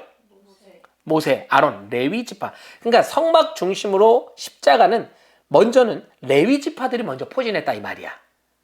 그리고 그 레위 지파 뒤에 세 지파씩 지금의 모형으로 진을 치고 생활을 했다 이 말이에요. 이렇게 있다가 자, 이제 구름 기둥, 불 기둥 이동합니다. 그럼 이거 다 걷어. 그리고 다시 이동하는 거야. 오케이? 네. 자, 무라리, 게르손, 고핫, 레위의 아들들이죠. 그들이 또 이 지파를 이루는 구성원이 되었다라는 거예요. 자, 그 밑에 보면 이동 시기에 또 진 배치가 있어요. 그냥 이동하는 게 아니었어요. 이러한 구조를 가졌는데 제일 앞에 누구야? 제사장. 그 제사장들 중에 뭘 가지고 가요? 법궤를 가지고 가요. 아까 우리 지성소 성막 나올 때 법궤 나왔죠. 법궤가 어디 안에 있는 거야? 지성소 안에 있는 거야. 거기 하나님의 임재가 있다라는 거예요. 자, 그 다음에 뒤에 유다, 이사갈, 스불론, 그 뒤에 게르손, 무라리, 이들이 이제 성막 이 물품들을 가지고 가는 거죠. 그 다음에 루벤, 시몬, 갓, 그 다음에 고핫, 또 여기도 레위 지파들이 이제 주로 성막에 관련된 물품들을 본인들이 챙겨요. 왜냐하면 제사장 지파니까. 그리고 에브라임, 므낫세, 베냐민, 단, 아셀, 납달리, 요 구조를 가지고 이동했다라는 거예요. 자, 넘어갑니다. 자, 그 다음에 103페이지 가데스 바네아, 몇 장부터 몇 장이죠? 13장. 자, 이 가데스 바네아 아까 도착할 때 어떤 일이 있었다고 그랬죠? 정탐 갔다. 총 몇 명을 보냈어요? 각 지파에서 한 명씩 빼는 거죠? 그 보냈는데 어떻게 보고합니까? 10명은 부정적 발표, 그렇죠? 10명은 긍정적 그렇죠. 그 두 명이 누구였어요? 여호수아 갈렙. 그렇죠. 여호수아와 갈렙이었습니다. 네. 자, 14장 압평과 징벌. 결국에는 큰 대세와 여론에 힘입어 그들은 바로 가나안 땅 정복을 하지 않아요. 근데 하나님이 주신다고 약속해서 가면 되는데 인위가 발동이 되니까 무섭고 두려운 거야. 그 하나님도 평가했지. 아, 이놈들 아직 안 되겠네. 구습이 아직까지도 그들 안에 박혀있네. 안 되겠다 하고 그들이 가나안 땅 광야를 돌게 되는 거죠. 자, 38년에 방황. 민수기 몇 장부터 몇 장? 20부터 21장. 그렇죠. 20장부터 21장이 펼쳐집니다. 이때는 무리바 물 사건, 반석에서 물을 쳐낸 사건이 무리바 지역에서 일어난 사건이에요. 그 다음에 여러분, 불뱀과 노뱀. 이스라엘 백성들이 불평을 하게 돼요. 민수기의 별명이 불평기라고 그랬잖아요. 불평을 하게 되는데 이제 하나님이 징계를 합니다. 아까 민수기의 또 특징 중 하나가 강력한 하나님의 징벌이라고 그랬잖아요. 훈련이니까 강력하게 하나님이 깨닫게 하시는 거예요. 불뱀이 갑자기 나타나가지고 사람들 다 물었어. 그래서 막 죽기 일보 직전이야. 그때 하나님이 모세를 통해서 뭘 하시냐? 노스로 뱀을 만들어서 장대에 높이 들어라. 그리고 뭐하냐? 그걸 보는 사람은 살 것이다 라고 얘기해라. 그럼 그냥 다 보면 되잖아. 근데 죽은 사람이 있었을까 없었을까? 있어요. 그 말은 뭐야? 봤다 안 봤다? 야, 왜 안 봤을지 난 지금도 이해가 안 가네. 믿져야 본전 아니야? 근데 아마 허무맹랑한 얘기라고 생각을 했던 것 같아. 본 사람들은 다 낫다고. 그래서 이런 표현이 나오죠. 예수님이 십자가에 못 박히시는 이 모습을 이렇게 표현합니다. 모세가 노뱀을 장대에 들어 높이 든 것처럼 인자도 들려야 할 것이다. 노뱀이 상징하는 게 또 뭐냐? 예수 그리스도의 십자가 사건이에요. 그러니까 예수님에 대한 계시와 예수님에 대한 예표가 곳곳에 나와 있다 이 말이야. 하나님이 그냥 시키지 않는 거예요. 모든 것은 하나님의 짜여진 계획과 인도하심 아래 일어난 사건들이었다. 끊임없이 이스라엘 백성들한테 알려주고 계시는 거야. 그 예수 그리스도 구원자 메시아, 그가 바로 십자가에 달리신 예수 그리스도야 라고 하는 걸 이미 모세 시대 때부터 계속 얘기하고 계신다. 자, 모압 평지입니다. 이제 드디어 이스라엘 백성 38년 6개월의 과정을 맞춰가는 끝자락이 오게 되죠. 몇 장부터 몇 장? 21장, 36장. 네, 22장부터 36장. 근데 이제 문제가 뭐냐면 그 모압 땅을 또 다스리고 있는 발락이라는 왕이 있었어요. 근데 이 양반이 쉽게 이스라엘 백성들이 지나가게 두질 않는 거야. 그래서 어떡하냐? 발람이라고 하는 둘이 형제 아니에요. 발람 되게 헷갈려. 나도 이거 되게 헷갈렸거든. 발람이 왕인지 발람은 누구냐면 주술가예요. 그래서 발락이 이 발람을 시켜가지고 뭐라 그러냐? 야, 이스라엘 저주해라. 주술을 걸라 이 말이야. 근데 이 발람이 진짜 영적인 사람이긴 했나 봐. 하나님이 오히려 계시를 받아요. 너 저주하면 네 아작낸다. 나귀를 통해 말하게. 그래서 오히려 발람이 이스라엘을 축복해요. 이런 사건들이 있었다 이 말이야. 그러면서 모압 형제 결국에는 도착하게 되고, 그때 우리 105페이지에 보시면 인구 조사를 하게 되죠. 몇 장부터 몇 장? 26부터 30장. 네. 여기에 이제 인구 조사, 레위 종족의 개수, 뭐 기타 등등의 전체 인구수를 수를 헤아리게 됩니다. 자, 그다음에 정복과 정착 몇 장부터 몇 장? 31부터 36장. 자, 이제 드디어 가나안 정복에 대한 이야기들이 펼쳐지는 준비를 하게 됩니다. 미디안을 정복해요. 점점 그들이 가나안 땅에 가까워지고 있다는 거죠. 그리고 지나온 그 여정, 모세가 각 지파를 축복합니다. 애굽에서 요단까지의 여정, 이제 요단강을 건너가면 이제 바로 가나안 땅이야. 그 목전까지 지금 왔다 이 말입니다. 자, 이게 쭉쭉쭉쭉 지나온 여정 가나안 땅 분배, 이제 가나안 땅에 들어가면 어떻게 분배할 것이냐, 이거에 대한 얘기. 이제 도피성의 규례. 이 도피성은 뭐냐? 부지불식간, 그러니까 내가 의도치 않게 잘못한 사람들에 대해서 면책권을 주는 거예요. 이 도피성에 피하면 제사장이 바뀔 때까지 피해 있으면 살 수가 있어요. 함부로 죽이지 못해. 그 치외법권이라고 들어봤나요? 그러니까 법이 침범치 못하는 영역. 옛날에 명동성당이 그랬어요. 그래서 데모하는 사람들, 투쟁하는 사람들이 명동성당에 피신해 있으면 경찰이 들어올 수 없어. 거의 치외법권 지역이거든. 이런 도피성의 역할을 했다 이 말이죠. 자, 이렇게 상속과 규례 뭐 여러 가지 이제 가나안 땅에 들어가는 준비 과정에 대한 이야기를 하게 됩니다. 자, 이게 민수기의 전체적인 이야기다. 자, 이제 민수기에서 마지막으로 살펴볼 게 뭐냐면 신명기예요. 신명기는 간단하게 여러분 페이지 107페이지입니다.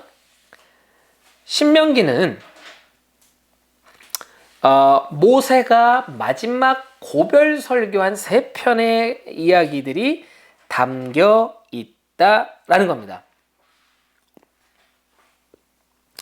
자, 여러분 107페이지에 명칭 볼게요. 신명기는 찾았나요? 하나님께서 모세를 통해 율법을 선포하신 레위기에 이은 두 번째 율법책이라고 알려져 있다. 왜 두 번째 율법책이라고 하는지 알아요? 내가 여러 번 얘기했는데. 모세가 깨부셔서. 모세가 판을 깨부셔서 다시 올라가서 받아서. 신명기가? 고별 설교 3편인데 그걸 모아놓은 게 신명기인데 왜 그거를 제2의 레위기라고 할까요? 사랑의 편지? 그러니까 레위기가 있는데 신명기가 마치 제2의 레위기와 같다는 거야. 왜일까? 다시 한번 강도. 비슷해. 3편의 설교. 그 본문이 뭘까? 그게 레위기예요.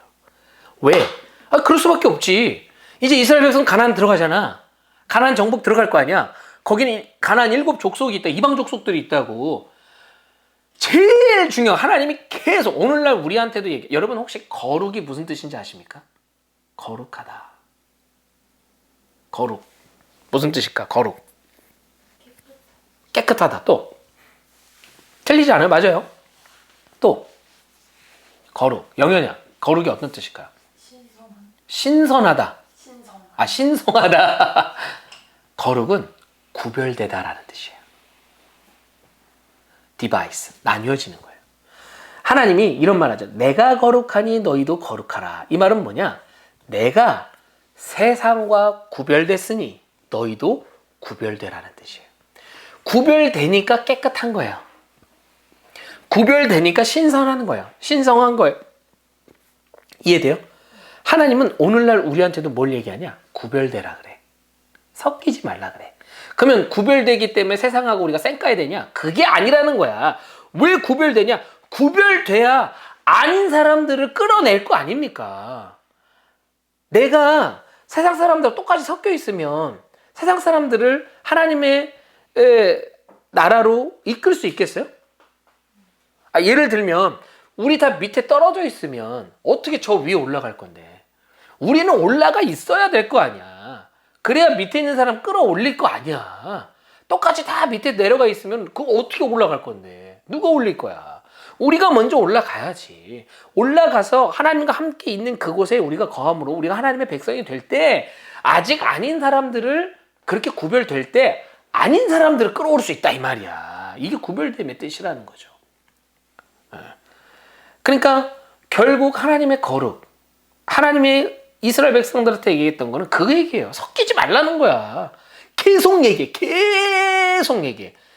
이방민들이 더럽고 추악하기 때문이 아니라 그들을 통해서 온전히 구별된 너희들을 통해서 내가 원하는 샘플 나라가 돼야 되지 않겠냐. 그래야 다른 나라, 다른 민족들도 너희를 본받아 이렇게 믿는 것이 하나님의 백성이다라는 걸 알려줘야 되지 않겠냐. 이 얘기야, 이 얘기.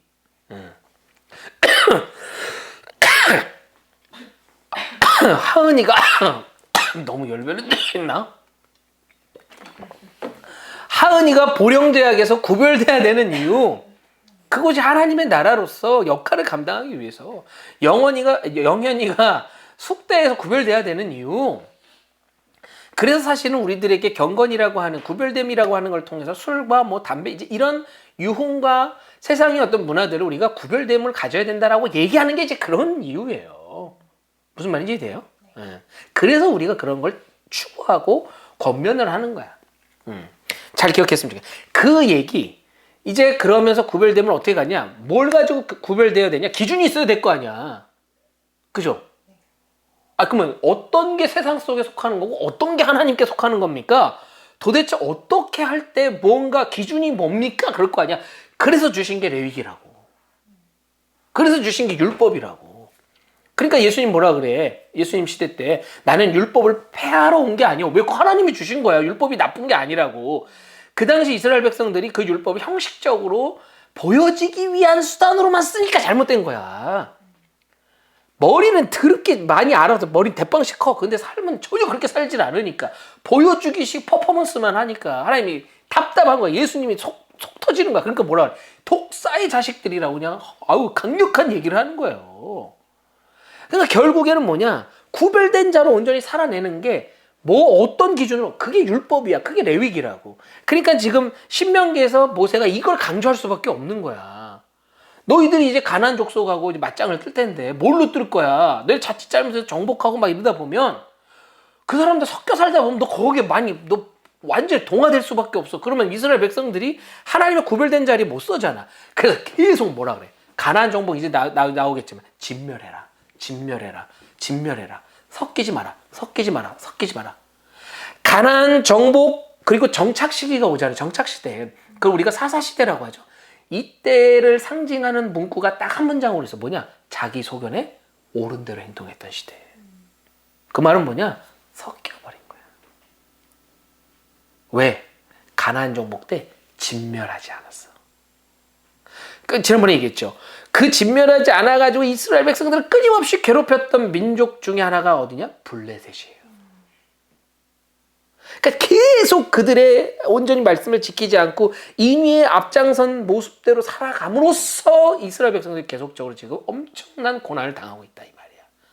우린 이런 이스라엘의 이야기와 역사 구약의 말씀을 통해서 우리 삶에도 적용해 볼 수 있다는 거죠. 오늘 시간 좀 마치려고 해요. 전체적인 이 내용과 이 신명기에 있는 부분들은 여러분이 한번 좀 살펴봤으면 좋겠고요. 전체 이 흐름이 그렇습니다. 그 내용 결국 이스라엘 백성들에게 과거 우리가 어떻게 여기까지 왔는가 보라. 그리고 현재 우리는 어떻게 해야 되는지 생각하라. 그리고 미래 앞으로 너희들이 어떻게 해야 될지 너희는 결단해라. 이제 이 내용이에요. 저는 이 성경 공부를 통해서 저는 뭐 진도 빼고 뭐 하는 게 목적이 아니에요. 하나를 하더라도 분명하게 하자. 제대로 하자. 그래서 이 시간이, 이 늦은 시간, 참 쉽지 않은 이 시간이 나와 여러분들이 의미가 있고 소중한 시간이었으면 좋겠어요. 투자한 만큼 가치가 있었으면 좋겠고 걷어들이는 효과가 있었으면 좋겠어요. 그게 목적입니다. 그러려면 반복과 또다시 리마인드가 필요해요. 그리고 여러분이 예습하는 게 그래서 중요한 겁니다. 제가 사실은 이번 성경 공부처럼 이 표 체크하는 걸 느슨하게 한 적이 한 번도 없거든요. 나는 백분율로 따져가지고 퍼센테이지로 학교처럼 해서 탈락, 수료, 그 다음에 완료. 뭐 이거 다 했었어요. 근데 여러분들의 지금 이 상황, 또 이 몸부림치는 모습들, 오케이. 다만 또 내가 그냥 아이 그래. 아이 그래. 그럼 약해져 마음이. 규율과 규칙 그대로 가겠습니다. 여러분 최선을 다하세요. 몸부림치세요. 해보는 거야. 도전해봐. 내가 이만큼 해야 저만큼을 얻을 수 있는 거야. 이해되시죠? 저는 여러분이 정말 구별된 자로 살았으면 좋겠습니다. 광야, 그래요. 힘들죠. 괴로워요. 한 치 앞도 내다볼 수 없어요. 그러나 그 속에 하나님의 강한 임재가 있다는 거. 여러분, 살아가는 하루하루 힘들 거예요. 아니 뭐 지금 벌써 힘들 수도 있지. 지칠 겁니다. 근데 이거 하나는 우리가 꼭 붙들었으면 좋겠어. 그 가운데 하나님이 계시다는 거. 지금도 우리가 이렇게 말씀을 나누고 있는 이 자리에 주님이 계시다는 거. 하나님은 저 멀리 아주 그냥 추상적이고 그냥 애매한 뭔가가 아니라 확실한 분이에요. 내가 내 개인적으로 최근에 조금 마음적으로 내 개인적인 일 때문에 참 마음이 좀 뒤숭숭했던 적이 있었어요. 근데 말씀을 통해서 또 내가 개인적으로 이 성경 공부를 준비하면서 하나님 나한테 주신 말씀이 있고 음성이 있었어. 그게 뭐냐면 지난 토요일 날 내가 뭐 청년부에서도 얘기하지 않았나? 우리 어머니하고 아버지하고 같이 식사를 해서 우리 집에 가서 근데 어머니가 그런 얘기를 하는 거야. 내가 며칠 전에 우리 어머니가 하는 말, 우리 엄마 말. 내가 며칠 전에 우리 엄마 아침에 일어나면 루틴이 있거든요. 그 핸드폰으로 블루투스 스피커 연결해가지고 그 찬양을 틀어요. 그냥 늘 계속 잔잔하게 계속 몇 시간짜리 반복하는 뭐 그런 거 많잖아. 틀어. 그리고 생활하는 거야. 뭐 그러고 그냥 나중에 TV도 보고 뭐 전화도 받고 그냥 뭐 얘기도 하고 나갔다 들어오시기도 하고 그냥 계속 틀어놔. 계속. 핸드폰이 쓰는 게 있고 안 쓰는 게 있거든. 안 쓰는 걸 계속 틀어놔. 이게 그 오디오처럼 계속 틀어놔. 공기계. 근데 이제 생활을 하다가 오후 늦지막히 이제 저녁 어간 먹을 무렵에 들어오셔가지고 이렇게 이제 있는데 가만히 이제 마루에 앉아 계셨대. 근데 그때 작은 소리가 들리더래. 뭐지? 하고 있다가 들어보니까 찬양이야. 근데 이 이야기를, 이 경험을 우리 엄마가 어떤 묵상을 했냐면 이렇게 얘기하는 거야. 내가 그걸 겪으면서 이런 생각이 들 때 찬양은 계속 흘러나오고 있었어. 근데 나는 때로는 TV 소리 때문에 들리지 않았고 또 내가 전화 받는 전화 소리 때문에 들리지 않았고 또 나갔다 오면서 들리지 않았어. 근데 내가 다른 걸 다 멈추니까 들리더라는 거예요. 그러면서 내 안에 시끄러운 소리를 끄는 작업이 참 중요하구나. 완전히 오프시킬 수는 없겠지만 우리가 묵상, 큐티라고 하는 걸 우리가 하자고 하잖아요. 그게 그냥 숙제하는 게 아니고 그 시간을 갖는 거예요. 잠시 세상의 소리를 다 끄는 거야. 그리고 내 안의 염려, 걱정, 근심의 잡음도 다 생각하지 않는 거예요. 일단 내려놔. 그냥 이 시간엔 하나님의 소리에 귀를 기울이는 거예요. 성경에 보면 하나님의 음성의 특징이 있습니다. 세미한 소리, 세미한 음성이라는 표현이 있어요. 왜 세미하다는 뭐냐? 작은 소리야. 왜 이렇게 작게 얘기하실까? 하나님의 목소리가 작아서 그 어떤 천둥 소리, 번개 소리보다 더 크게 외칠 수 있는, 온 우주를 쩌렁쩌렁하게 울리게 외칠 수 있는 분이 하나님인데 일부러 작게, 그 세미한 음성이라는 데는 의도가 있는 거예요. 세미한 음성은 귀를 기울이지 않으면 들리지 않아요. 그러니까 하나님의 음성을 듣는데 전제 조건은 뭐냐? 귀를 기울이는 거야. 다른 거 말고 거기에 집중을 할 때 들리는 거예요. 다른 소리를 꺼야 돼. 그리고 그 소리에 귀를 기울여야 돼. 그래야 들려. 모세가 홍해 앞에 섰을 때 이스라엘 백성 난리가 났다고. 아니 난리가 나. 나라도 난리가 나지. 이거 뭐야 이거 나오라 그래서 탁 나왔더니 망망대 이거 뭐야 이거 다. 근데 또 엎친 데 덮친 경우 이집트 그 기마병들이 눈에 쌍심이 일으키고 그냥 너 죽고 나 죽자 그래. 이판 사판 그냥 달려오고 있다고. 얼마나 무서워. 끝났구나 이제. 뭐 헤엄쳐 도망갈 수 있는 것도 아니고 다시 돌아가자니 저들이 다 죽일 거고 야 끝났다. 그 막 수라장이 된 거야. 근데 그때 모세는요 그런 소리에 집중하지 않아. 하나님이 하시는 그 음성에 귀를 기울여. 그때 세미한 음성이 들리는 거야. 그 난리 소문 속에서도 들린다고. 내 손에 든 지팡이는 높이 들라. 그리고 그 지팡이 끝에서 강한 동풍이 일었다는 거야. 그리고 그 홍해가 갈라지는 게. 여러분 그 찬양 혹시 알아요? 주님이 명하시면 갈라지지 않으면 그 위를 걷게 하신다. 아이 뭐지? 찬양 알아요 이거? 알아. 내가 얘기하면 할 거야.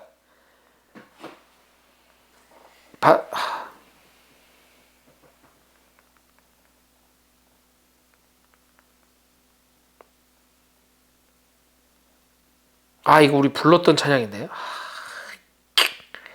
아무튼 그러니까 바다가 갈라지는 거예요. 근데 갈라지지 않으면 그 무리를 걷게라도 우리를 건너가게 하신다는 거지. 오늘 이 시간을 정리하면서 여러분에게 권면합니다. 또 도전했으면 좋겠어요. 뭐냐면 정말 하나님의 음성에 귀 기울이는 우리가 됐으면 좋겠습니다. 이미 뚝 시우니코가 그냥 구호가 아니고 나와 여러분이 살아가는 삶의 모토가 됐으면 좋겠어요. 그래서 정말 나는 죽고 갈라디아서 2장 20절 내가 그러므로 그리스도와 함께 십자가 못 박혔나니 이제는 내가 사는 것이 아니요 내 안에 오직 그리스도께서 사시는 것이라. 내가 이제 이 육체 가운데 사는 것은 나를 사랑하사 자기 자신을 버리신 하나님의 아들을 믿는 믿음 안에 사는 것이다. 이게 여러분의 고백이길. 새롭게 시작하는 또 직장생활을 시작하는 우리 하은이, 또 꿈을 향해 달려가고 있는 또 우리 영현이, 오늘 또 이 자리에 못 나온 또 상원이나 또 우리 민선이 지금 각자의 자리에서 열심히, 또 우리 상원이 같은 경우는 아버지 수술이 이제 어제 시술이 마쳐지고 지금 계속 이번 주까지 간병을 본인이 해야 된다고 하더라고요. 그래서 불가피하게 토요일까지도 참석은 좀 어렵고 어쨌든 참 이런저런 일들이 참 많았어요. 이번 한 주에도 벌써 지금 우리 교회도 장례가 또 났거든. 2건이 터졌어요. 참 내가 목회를 하면서 느끼는 건 뭐냐, 희노애락을 참 많이 보는 것 같아요. 결혼식도 많이 가고 장례식도 많이 가요. 삶과 기쁨과 슬픔, 사는 것과 죽는 것, 새로운 시작과 끝, 참 이걸 많이 봐요. 이런저런 일들이 너무 많아 사는데, 그래서 우리가 하나님을 많이 놓쳐요. 바쁘니까, 힘드니까, 괴로우니까, 어려우니까. 반복적인 얘기입니다만 우리 하나님 안 놓쳤으면 좋겠습니다. 그 어떤 소리보다 하나님 소리에 좀 더 우리가 귀 기울이는 그 세미한 음성에 우리가 더 가까이 다가가는 우리가 됐으면 좋겠어요. 그러면 여러분이 살아요. 내가 살고 여러분이 산다고.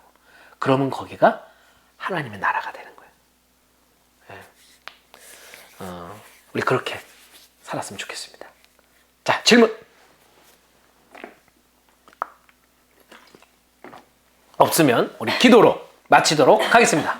네, 기도하겠습니다. 감사합니다. 저희들도 주일을 지나고 평일날 특별히 하나님 앞에 시간을 구별하여서 저희들의 삶 가운데 주님 앞에 나왔습니다. 오늘 광야 시대를 배웠던 이 배움이 정말 단순한 지식의 증대에 그치지 아니하고 우리의 인의가 끊어지고 정말 하나님을 향한 신의가 더욱더 확장될 수 있는 그런 귀한 시간이 되게 주님 도와주세요. 아멘. 하나님, 저희가 살면서 너무나도 바쁘고 분주하고 또 하나님의 소리에 귀를 기울이지 않음으로 하나님을 많이 놓치고 살아갑니다. 하지만 주님은 언제나 지금 이 자리에도 계시고 늘 언제나 세미한 음성으로 우리에게 말씀하여 주십니다. 아멘. 주님, 우리가 정말 무엇을 위해서 살아가야 되는지 주여 이 하나님. 세상에서의 삶의 목적을 놓치지 않게 하여 주시옵소서. 아멘. 내 안에 소리를 끄고 주변을 잠시 차단하고 나서 주님과의 관계를 더욱더 돈독히 하며 늘 언제나 말씀과 삶이 일치되어질 수 있는 참된 그리스도인으로 살아가는데 부족함 없을 수 있도록 저희를 도와주세요. 아멘. 아멘. 주님, 정말 이 시간 시간이 너무나도 귀하고 특별히 하나님 앞에 구별하여 드리는 시간인 줄 믿습니다. 아멘. 우리의 이 모임과 이 시간을 주님 기쁘게 받아주세요. 아멘. 돌아가는 발걸음도 주님께서 안전하게 지켜주시길 간절히 바랍니다. 감사드리며 예수님의 이름으로 기도드렸습니다. 아멘.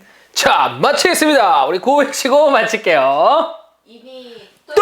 신이 고! 마치겠습니다. 감사합니다.